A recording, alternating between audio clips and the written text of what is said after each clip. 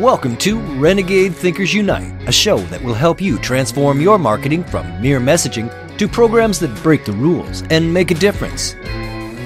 Join the movement today and learn non-traditional techniques that give you an edge. Now, here's your Chief Marketing Renegade, Drew Nizer. My guest today is Dan Marks, Chief Marketing Officer of Hancock and Whitney Bank, which is headquartered in the greater New Orleans area and serves the entire Gulf South from Texas around the Gulf into Florida. In addition to being a great contributor to my book, it's the metrics chapter in the CMO's periodic table. Dan was the recipient of the CMO Award for all-around brilliance. Welcome, Dan. Thanks, Drew. Great to be on this. So I know that renegade and banking are probably not two terms that you want to put together too often, but tell me a little bit, I have this theory that there's a little bit of renegade in every CMO. What is one way that you apply sort of renegade thinking, if you will? Yeah, I think you're right about renegade and banking. But in terms of renegade as kind of the spirit of the creator or the innovator in pushing the envelope, 100% agree with you. And when I think about what we've done, I may be in the minority here, but I believe a great CMO needs to embrace both the art and the science of marketing. So it's not one or the other.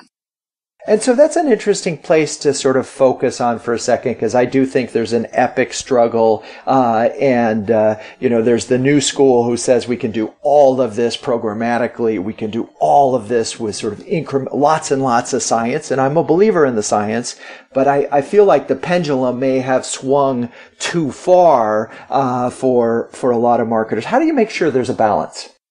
Yeah, the critical part to be a balance is to remember that we are ultimately serving people, and so people respond to purpose. So whether or not that's B2B or B2C or our associates, we all have human needs and human emotions and desires and thoughts, and so ensuring that what we focus on, what we deliver, what we sell, what we develop appeals to and resonates with people, to me is the art part and the emotion, and then the science can be a powerful tool to make sure that we're doing gets results and helps us achieve and continuously improve. But you make a very great point that just doing the science without starting with the purpose is a recipe for failure, just like only stopping at the purpose and not getting to the science can also leave us falling short. So is there a particular non-traditional technique that you've used with success in the last couple of years? Sure. So from a non-traditional perspective, and I'm sure we're the only industry that tends to focus mostly on our industry. I'm sure no other industry would do that. But to kind of break out of the mold, I encourage the team to be inspired by what's happening in other categories, in other industries. So we don't just benchmark ourselves or compare ourselves to other banks or other financial services providers. We look at what's happening with people in other categories, and so there's a few examples of where that thinking has led to unexpected insights that have paid off from a business perspective. I'm really curious what those are. It's so interesting that you say that a lot of times, we're only fighting for share of voice against these three other banks. The reality is there's a struggle for share of voice against every brand, and you're competing against Google and Apple and Tesla and everything for share of mind. And so I'm curious what when you looked at some of these other categories, where you found inspiration and what were the results? Sure. Well, you mentioned technology, and certainly banking has been a foundation of actually banking, of embracing technology You go back to banks were some of the first to adopt computers, and ATMs were early, and online and mobile, and so there's a number of things from a technology perspective, and so recently looking at how does Apple do a beautiful job of showing and creating excitement about what they do. And some might say that banking is inherently intangible, but there's tangible parts of what we do, from our cards to our mobile apps to our people, that one example is being inspired by showing and not telling, and doing it in a very emotional way. In a past life, we got some great success in showing our people and showing our people and our customers and using them to tell the stories in a perhaps more authentic way than just a sort of made up example. And then more recently we were inspired by the fact that really compelling brands do a nice job of wrapping a bigger story around their products and services. And so, when it comes to collateral design, we didn't just put together a standalone brochure for some new small business products. We actually created a what we call a catalog, which wraps those products with the bigger story, and has had great reception and helped launch some new products in a compelling way. Interesting. So story I'm curious what the story was. What was the bigger story? Well, so part of our story, and this is one of the reasons it's Hancock and Whitney are so compelling, is from its founding in the 1800s, the bank was chartered to help create opportunities and for the communities and the clients that we serve. And so we look at everything through the mission of how are we helping people achieve their goals and dreams. Money and what we do is certainly an important mechanism for that, but there's ultimately a bigger purpose, and it's beyond just the transaction. So when we launched these products, we wanted to make sure that we were focused on the customer or the client and what we're doing for them, how we're helping them run their business better. Not necessarily just the features and benefits, which the features and benefits are nice, but that's kind of the foundation. So as you look at that and you're telling a story of commitment to community, we all know that's really hard to cut through today. What's the one thing that you do to make sure that your marketing for the bank cuts through? Yeah, so perhaps like a renegade, I really don't think too much about cutting through the clutter from an advertising perspective. What I want to do is, and this is kind of an Ogilvy school of thought, of how do we make heroes of what we do for our clients, and how can we be so relevant to their needs and connecting with them on a personal level as well as a rational level, that they sort of can't help but buy from us or recommend us from our friends and family. Love that focus. So let's we're going to take a quick break, but when we come back, we're going to let's zero in a little bit on state-of-the-art marketing and perhaps maybe dive into data a bit more. So we'll be right back. Renegade Thinkers Unite is brought to you by Social Media Explorer, the website that explores the world of social media from the inside out. Great advice from today's leading social media columnists and experts at socialmediaexplorer.com. That's socialmediaexplorer.com. Okay, we're back. My guest is Dan Marks, the CMO of Hancock and Whitney Bank. Dan, can you give an example of what you consider state-of-the-art in marketing today?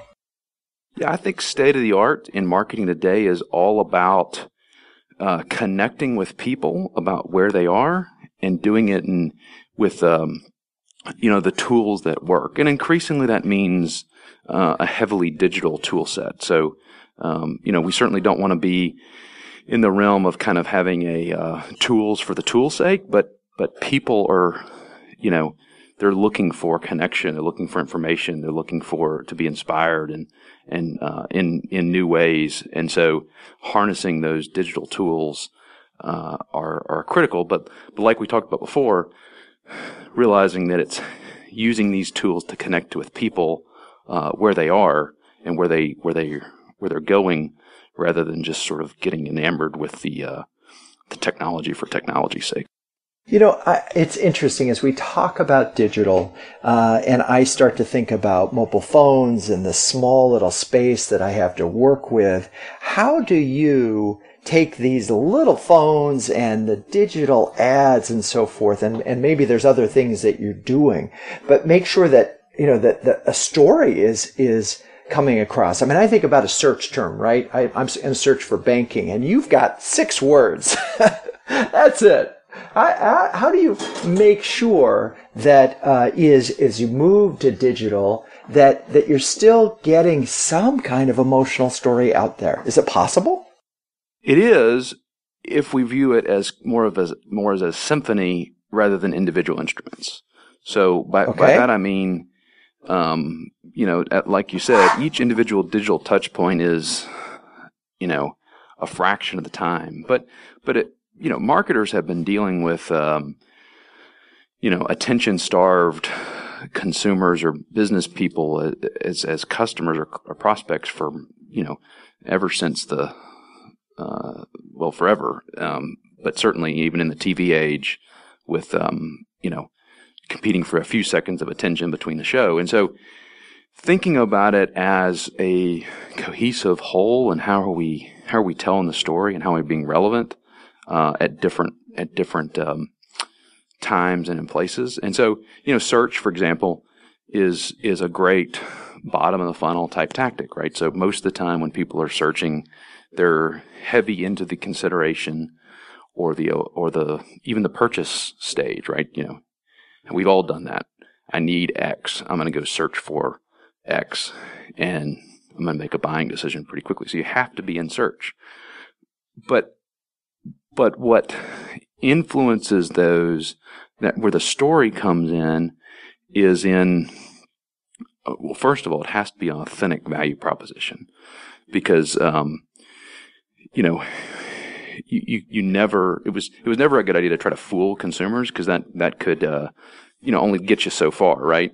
But now, more so than ever, with the instant information exchange and social media, so the story's more and more told by the client, and so harnessing that and equipping them, with social. I think it's really interesting right now, the whole issue of credibility, and how do you know what's credible online or in real world, is probably an emerging topic that it's gonna be interesting to see how that plays out.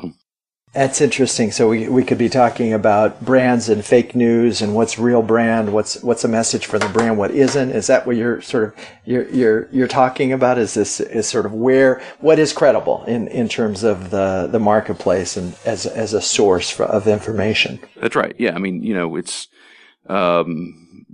sort of Web 2.0 was all about harnessing the wisdom of the crowd and connecting in ways, and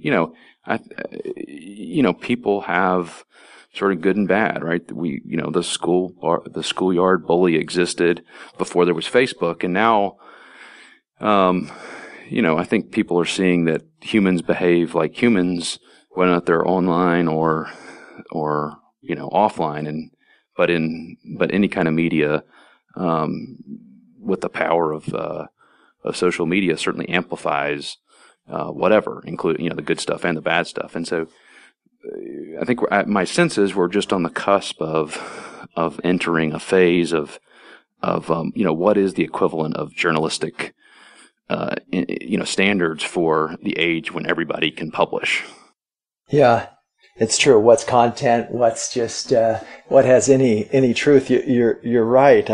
Is there a particular channel, either within digital or that you're excited about right now, or is it just about, we've got this massive mix and it's about optimizing the mix? But if you look out there, and it's like, I'm a big fan of Instagram, and I see that as a really growing opportunity for marketers, particularly if they use video. Is there something that you're looking at and saying, gee, I'm excited about this and really want the bank to participate?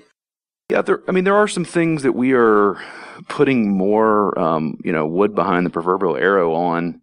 I'd probably want to be hesitant to, let, too many of our good ideas out, for what we're working on right now. But just that pattern of how to, so the bank has this incredible mission and core values, and the company lives its core values, better than so many others, even going back to how we've helped our communities in sort of good times and bad, whether that's Hurricane Katrina or the South Mississippi or the South Louisiana flooding last year that impacted 100,000 people, and we responded within hours with donations and special loan assistance and just you can go on and on about how we really do live out our mission and core values. And so I think that's, rather than a specific channel, I think that's one of the things that's most energizing right now is just prioritizing on how do we leverage a variety of channels to amplify that and to tell those stories to more and more people. Because we've had a great year over the last year, a lot of momentum as we sort of doubled down on really working as teamwork's always been a core value, and I've seen just more and more examples of teamwork at the company and how we are, pulling together and to help the client. And that's what fundamentally more so than any specific channel is inspiring and energizing for the team. Okay, so that's interesting, and I get that. I'm curious if there's a place or a tool that you go to, a resource that you go to keep your saw sharp, your marketing saw, to make sure that you're making sure that the symphony is as current and effective as it could be, harmonious perhaps. Yeah. So. Great question about resources and how do we stay sharp, and how do we add new ideas to the quiver to test. I mean, we're big on test and learn, and so you have to constantly add new ideas. We really enjoy connecting. So as we talk to others, we talk to clients, we talk to associates, we get inspired by what opportunities can we help clients with? But then in terms of marketing, you already mentioned your book, which I thought was a good one. The CMO's periodic table of elements was fantastic, despite some of your choice in contributors.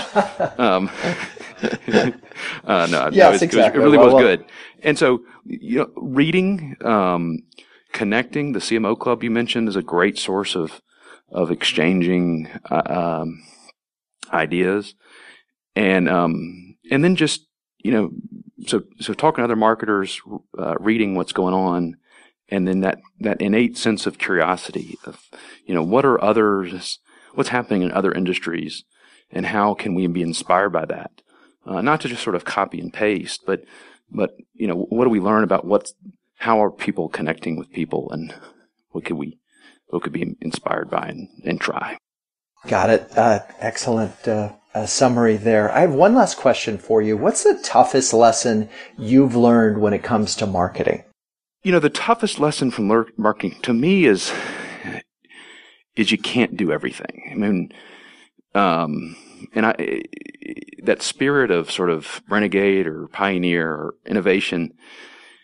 I'd love to try 500 new things every year and see what works, because that's their sort of this experimental nature and creative. But you just can't do everything. And so ultimately we've got to prioritize, and certainly with some of the tools available, you can try more things. You can, sort of try something quickly without having, a print cycle or whatever, but ultimately you can't do everything. And so that's just I probably have to, my team probably wishes that I had that lesson, front and center.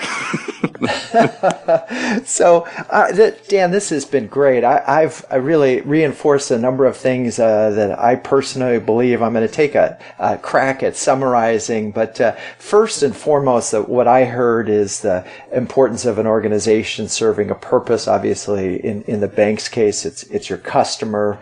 Love the fact that you're inspired by other industries, so you stay curious and are constantly looking for ideas elsewhere. When it comes to ideas, there is such a thing as too many, and it's important to focus and sort of test yourself, test your way. Don't try to do everything, but do a few things, learn from them, keep adding to them. Lastly, I heard a lot about culture and acknowledging the culture of the company, using that culture, in your case, a pioneering brand that was chartered in the 1800s, to inspire employees to sort of live up to a particular standard. And certainly, if your employees aren't on board with the brand, there's probably no hope for you. So with that, I think we had a lot of good renegade thinking. So Dan, thank you so much for being on the show. Drew, my pleasure. Thanks for the invite.